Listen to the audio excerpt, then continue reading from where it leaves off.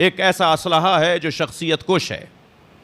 بڑے بڑے لوگ مار دیے گئے اس جہالت کے اسلحے کے ذریعے.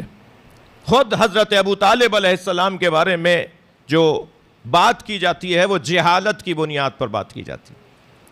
ان کے ایمان پر، ان کے کلمہ نہیں پڑھا، سرکار نے کان میں کہا چچا کلمہ پڑھ لیں. عجیب امت ہے بھائی ہے. کان کی بات انہیں سمجھ میں آ گئی، سننے میں آ گئی. غدیر کے دھوپ میں من کنت مولا فہد علی مولا نہیں سنا انہوں نے. نبی کان میں کہہ رہے تھے، تم نے کیسے سن لیا کہ حضرت فرما رہے ہیں کہ کلمہ پڑھ لیں چچا آخری وقت ہے. جہالت. ایک آیت لے کر آتے ہیں سورہ قصص کی،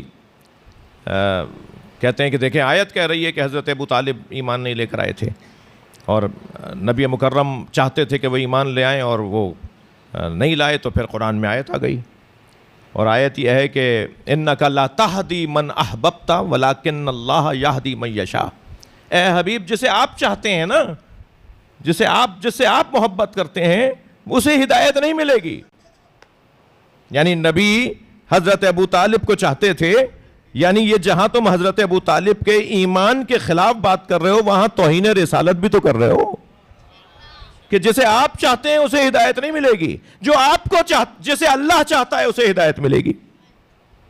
وَلَكِنَّ اللَّهَ يَهْدِي مَن يَشَاءُ. جسے اللہ چاہے گا اسے ہدایت دے گا، مگر آپ جسے چاہتے ہیں. یعنی انہوں نے اس آیت کو جوڑ دیا. جبکہ اب دیکھیں، جب کوئی لمبی داڑھی والا کوئی میری طرح جبے دستار کے اندر آپ سے بات کرے گا، آپ کہیں گے بھائی ان کا کام ہے، ان کی فیلڈ ہے، ان کا شعبہ ہے، صحیح کہہ رہے ہوں گے. اب جب خطبے کے اندر میں اپنی تقریر کے اندر یہ والی بات کروں یا اس طرح کی بات کروں، ایک صلوات اور پڑھ لیں محمد و آل محمد صلی اللہ علیہ. تو یہ پہلی بات تو میر صاحب، پہلی بات تو یہ جو سورہ ہے نا، سورہ قصص، یہ مدنی سورہ ہے اور حضرت ابو طالب کا جو حیات طیبہ اور ان کا واقعہ ہے وہ تو مکی ہے. یہ مکے میں نازل ہوا ہوتا سورہ اور یہ آیت مکے میں آئی ہوتی تو شاید تمہاری بات کسی حد تک سن بھی لیتے ہم. حضرت ابو طالب کی رحلت کے بعد مدینہ منورہ میں آنے کے بعد 2 سال کے بعد یہ سورہ نازل ہوا ہے، جس کے اندر یہ آیت موجود ہے کہ اِنَّكَ لَا تَهْدِي مَنْ أَحْبَبْتَ. جسے آپ چاہتے ہیں وہ ہدایت نہیں لائے گا، وہ ہدایت نہیں پائے گا، وہ ایمان نہیں لائے گا. وَلَكِنَّ اللَّهَ يَهْدِي مَن يَشَاءُ. اور اللہ جسے چاہے گا اسے ہدایت ملے گی. تو پہلے تو یہ آیت وہاں کی ہے ہی نہیں بھائی. حضرت ابو طالب سے اس کا تعلق ہی نہیں. حضرت ابو طالب رحلت فرما چکے تھے مکے کے اندر اور پھر نبی مکرم نے ہجرت فرمائی اور پھر ہجرت کے بعد مدینہ تشریف لائے اور وہاں یہ آیت نازل ہوئی، سورہ نازل ہوا جس میں یہ آیت نازل ہوئی. دوسری بات یہ کہ اس میں آپ توہین رسالت کر رہے ہیں کہ جسے آپ چاہتے ہیں وہ ہدایت نہیں پائے گا. جی تو مگر مفہوم مخالف ایک عربی ادب کے اندر علماء عرب اور ادب کے علماء تشریف فرما ہیں. ایک ہمارے ہاں ایک قاعدہ ہے، قانون ہے عربی گرامر میں، اسے کہتے ہیں مفہوم مخالف. ایک منطوق ہوتا ہے، ایک اس کا مفہوم ہوتا ہے. ایک میں لفظ بولتا ہوں، ایک ہم لفظ بولتے ہیں، ایک اس لفظ کا ایک برعکس مطلب ہوتا ہے. ٹھیک ہے، مثلا زید کھڑا نہیں ہے، اس کا مطلب ہے بیٹھا ہے. اب میں جو کہنے کی ضرورت ہے کہ بیٹھا ہے، جب میں نے کہہ دیا زید کھڑا نہیں ہے تو خود بخود آپ سمجھ لیجئے کہ بیٹھا ہے مثلا. تو ایک منطوق ہو گیا، ایک مفہوم ہو گیا. منطوق تو یہ ہو گیا زید کھڑا نہیں ہے، لیکن مفہوم یہ بھی تو ہے نا کہ زید بیٹھا ہے.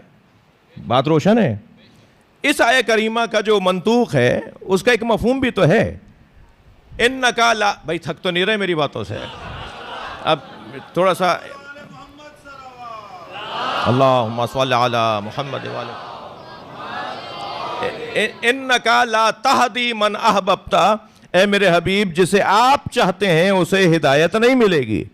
جی یہ ہے منطوق، یہ ہے لفظ. اس کا مفہوم کیا ہے؟ جو آپ کو چاہتا ہے اسے ہدایت ملے گی. بھائی نبی تو ساری دنیا کے کافروں کو چاہتے تھے کہ وہ ہدایت پا جائیں. نبی تو چاہتے ہی تھے کہ سب ہدایت پا جائیں. آیہ کریمہ یہ کہہ رہی ہے کہ آپ تو سب کو چاہتے ہیں نا کہ ہدایت پا جائیں. سب ہدایت نہیں پائیں گے، وہ ہدایت پائے گا جو آپ کو چاہتا ہے. صلوات پڑھ لیں محمد و آل محمد پر. شخصیت کش اسلحہ جہالت ہے. دوسری چیز جو شخصیت کو قتل کر دیتی ہے وہ ہے حسد. حسد. اور حسد کسی حاسد کا کھویا نہیں ہوتا، چھنا نہیں ہوتا، اس کا کوئی نقصان نہیں ہوتا. جب حاسد محسود سے دشمنی کرتا ہے، حسد کرتا ہے، حاسد جب کسی سے حسد کرتا ہے اور وہ محسود قرار پاتا ہے جس سے وہ حسد کرتا ہے، تو اس محسود نے تو اس کا کچھ نہیں چھینا ہوتا، اس کی تو وہ چیز ہی نہیں ہوتی جو اس کے پاس ہوتی ہے جس سے وہ حسد کر رہا ہوتا ہے.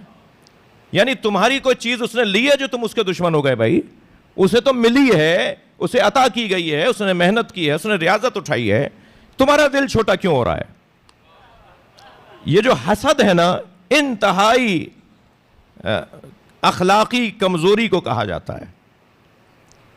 یعنی زوال نعمت اس شخص سے، اس کی تعریف میں کہا گیا ہے، حسد کی تعریف میں کہا گیا ہے کہ آرزوئے زوال نعمت، آرزوئے زوال نعمت محسود سے یہ حسد ہے. محسود سے آرزوئے زوال نعمت حسد کہلاتا ہے. اللہ نے آپ کو مثلا فلاں مقام دیا ہے، اب میں کہوں کہ صاحب میں آپ سے دشمنی شروع کر دوں، آپ سے مخالفت شروع کر دوں، آپ نے کوئی میری چیز تھوڑی لی ہے.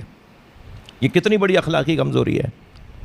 آپ نے کبھی غور فرمایا، ان بچوں نے کبھی غور فرمایا کہ اتنے کمال والے لوگ کہ جن کے کمال کو سمجھنا آج 1400 سال جدید علوم کے آ جانے کے بعد، ذہنوں کے تیز ہو جانے کے بعد بھی علی سمجھ میں آنا مشکل ہے، امام حسین سمجھ میں آنا مشکل ہے. کس کمال کے لوگ تھے یہ؟ ان سے تو دنیا کو استفادہ کرنا چاہیے تھا، ان کے تو دروازے پر سب کو جمع ہو جانا چاہیے تھا، ان کے پاس آنے کا تو خود آنے والے کو فائدہ ہونا تھا. پھر ان کے ساتھ یہ سب کچھ ہو گیا. گھر کے گھر ان کے لوٹ لیے، بچے ان کے مار دیے، بیویوں کے ساتھ ان کے زیادتیاں اور ظلم کیے، گردنیں کاٹ دیں، گھوڑے دوڑا دیے، جنازوں کے ساتھ بے حرمتیاں کیں، قبروں کو چھپایا جانے لگ جاتا تھا، مخفی رکھا جاتا تھا کہ جنازہ نکال کے یہ بے حرمتی کریں گے. جو زندہ کو مارنے کے لیے تیار تھے وہ جنازے کے ساتھ کیا کرتے؟